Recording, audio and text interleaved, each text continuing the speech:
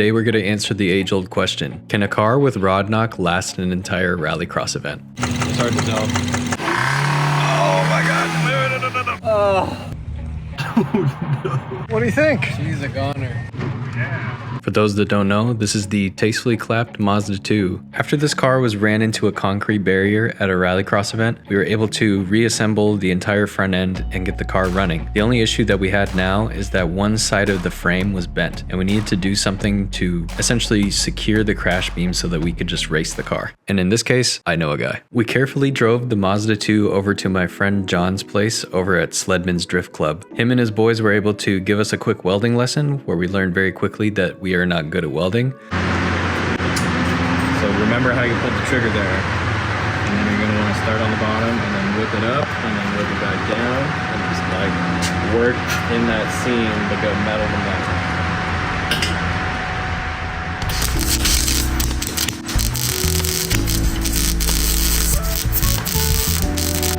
See why you want to try? Yeah, sure, I'll give it a go. Give it a whirl.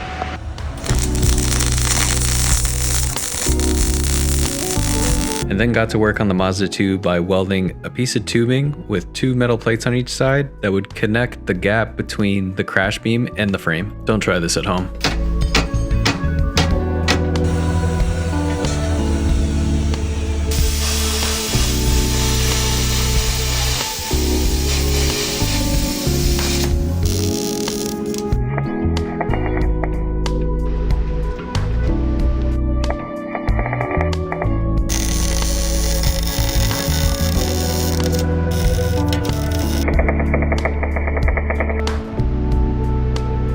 The following week, my friends and I attended an autocross event, and CY decided to bring the Tastefully Clapped Mazda 2.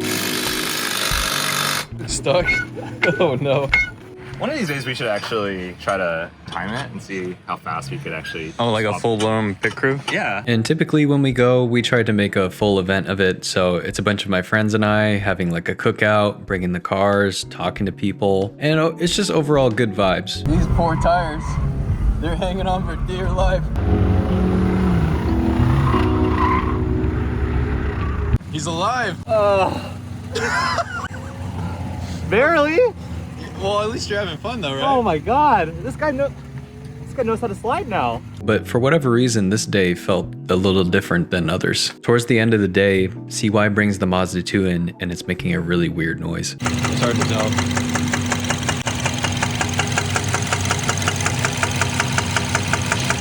I mean, the easiest way would be to pour out the oil. If you got metallic shards in there, then you got to knock. If not, it could still be the pulley. It's just getting worse.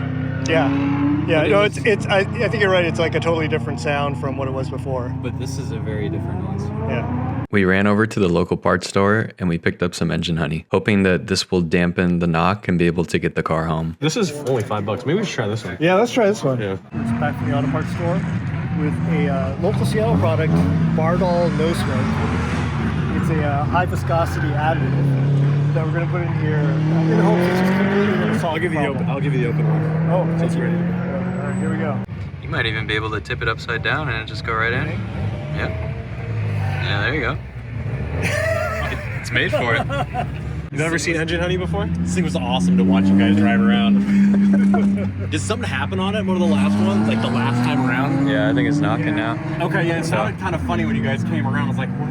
90 miles an hour, and you're like, oh shit, big barrel. Oh, the worst is I always look over for my time, and as soon as I look back, it's like a foot away from me.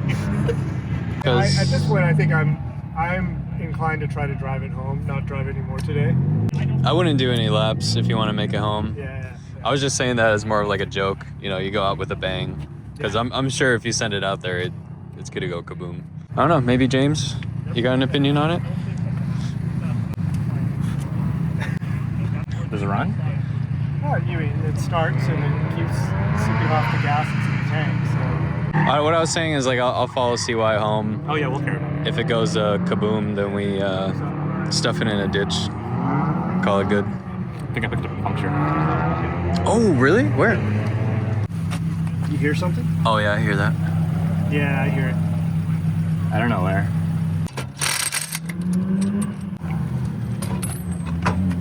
Doesn't work. There's no way, dude.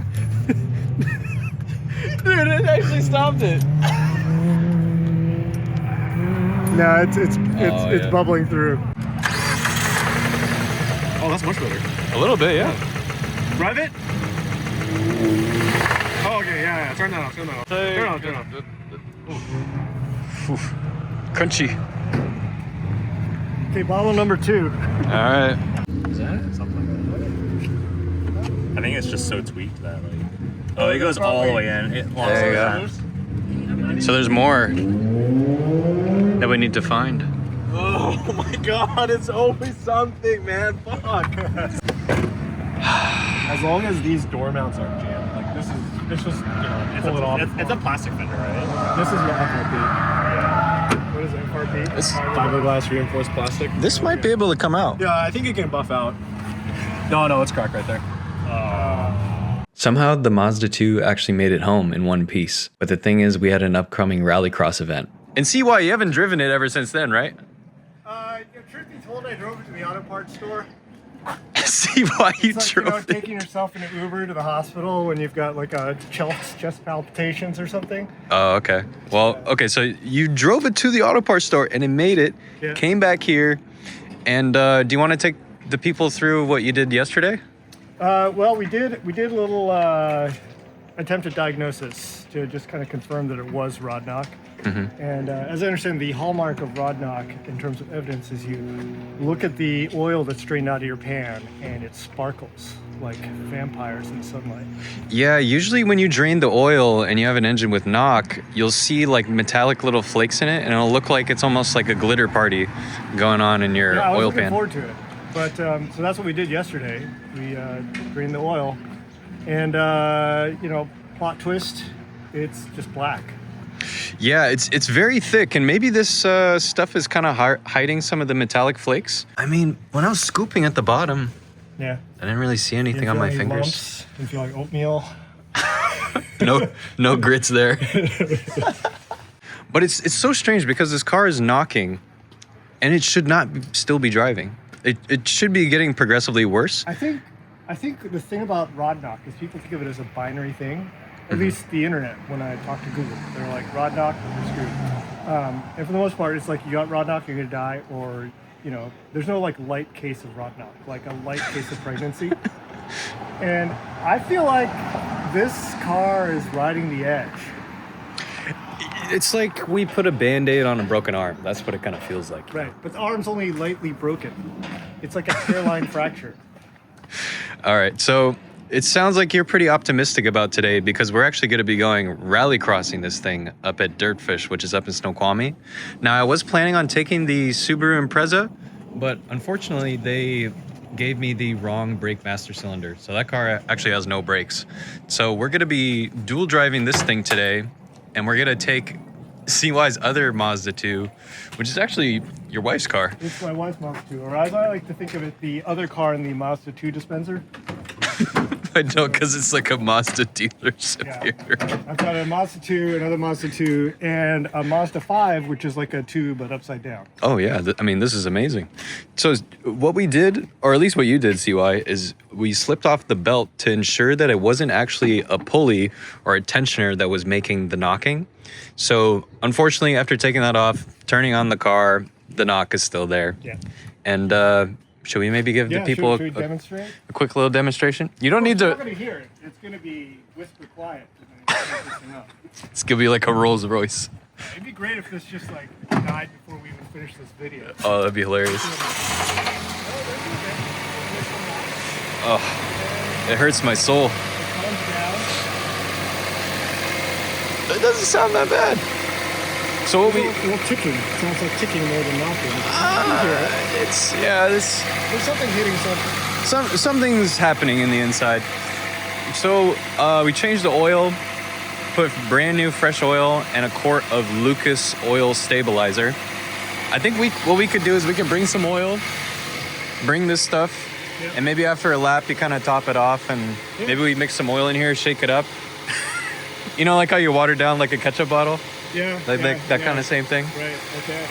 And I don't know, we pray to the gods because I mean that's really all we can do at this point. So, I mean, my only advice to you, since you haven't gone through like driving a car that's on its last legs, is maybe on the highway, just stay in the right lane. Try not to go 80. Right.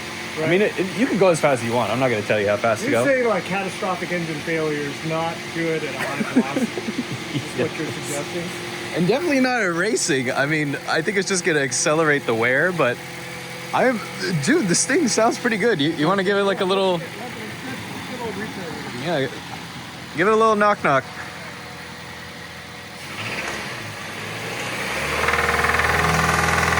Oh, all right, maybe we should shut it down. Let me just say one more thing. Okay. If I get it up to a certain level, it also stops. Oh my God. No. It's like That's not good. It's a Christmas tree too. I love that. You just have no fear. Well, I don't know the fear. Like, unlike you, who's experienced fear at the mercy of, cars on their last legs, I've never really had a car with severe problems. Yeah, well, I mean, this will give you a good learning I've lived experience. a charmed life until now. Until now. And I really don't want to see this thing go away because, I mean, we got so many memories. I mean, dude, this thing's held on by zip ties, our engineering, and the Sledman's fabrication work down here. I'm sure you put this on Facebook Marketplace, $250. Somebody's got to buy it. Dude, I'm told I got an estimate from pedal.com. Not being sponsored by them, but give me a call if you want to help out. For $560. They'll come here, tow it away. Dude, that's a screaming deal. Yeah. So minimum. Can you haggle? On a Facebook Marketplace, I'll be like, $600. Well, could you like haggle with them and be like, hey, can we do it for $750? Call it good? And you'll start it up. We'll send them the video of it idling. I know. And then it seems fine. Great. But maybe we should turn it off because we want to make it there. Crazy guy. I'm just shocked, man. It sounds like nothing ever happened. Just drove off the lot. All right, so yeah, well, we're gonna get all of our things packed and situated. We're waiting on James, and I think we'll convoy out of here, and we'll see you in a bit. So, there you go. Oh no, bro! He got pulled over. That is not good. Oh no! They let CY go, and now we're back on the road. Dude! You know you can get pulled over for a knocking engine. Really? Oh. What happened? You saw me using my phone. Oh, that's what it was. Yeah. Okay, And so it was like just random numbers. It was like, okay, I see you're using your GPS. Try to keep it safe. I thought that maybe like you had a taillight out or something, but No. my heart dropped. When I saw you getting pulled over, I was like, there's no way. Yeah. What did you think it was getting pulled over for? I actually knew it was the phone because I was like holding it, and then I looked over, Uh-oh. and I was like, fuck. Dude, how's the engine? Dude, it's running pretty good. It stops going away. Really? The knock goes away. So it's like a certain amount of stress on the engine. It's like happy. So I think something's like knocking when it's like it's just like free floating. Uh-huh. But with enough compression or whatever it is. Because usually when the knock gets worse, you'll lose compression. Yeah. So no, it's really good news. You have like tons of compression. Yeah, it's got as much power as I'm used to having. What a crazy day, man. I thought they were gonna pull us over too because I saw the second cop come and I was like, oh yeah, wait, like we're all done for. I was like, we're all going to jail for something. Jesus. All right, I'll see you there. All right. A few moments later. Everyone else was driving totally fine, right? Mm-hmm. They were at the speed limit, no shenanigans. Right. So it's like, who are you gonna pull over? You're gonna pull over the most beautiful car. The best looking car, Yeah. Look at it, it's still going. It's like high viscosity. Let me see. Oh, do you want to see? Yeah. I gotta scroll back a little bit. Wait for it.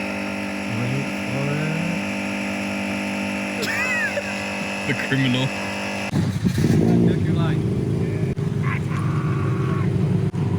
Hey. Yeah.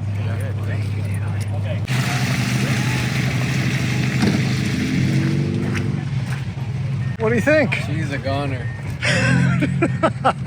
You get a lap out of this thing, I would be very impressed. Dude, we've got 2 parade laps out of this thing so far. Put on your helmet, let's go. Let's just hope we don't dump the oil out of this thing. Dude, you and your sort of negative talk, man. It's not negative, it's just...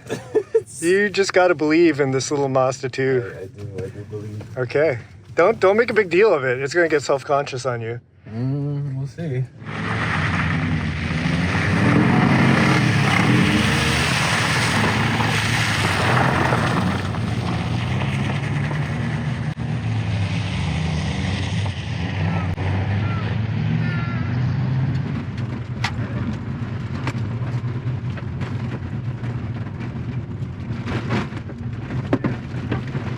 That's pretty rooted.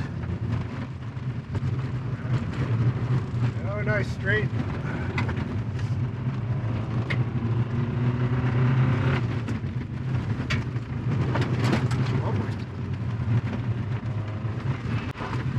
Yeah. There we go. Good shit. Woo.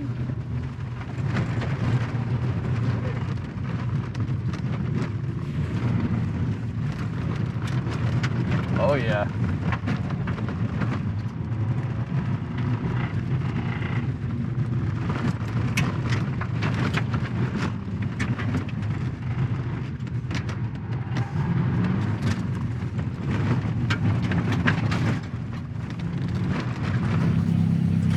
Can barely see ya.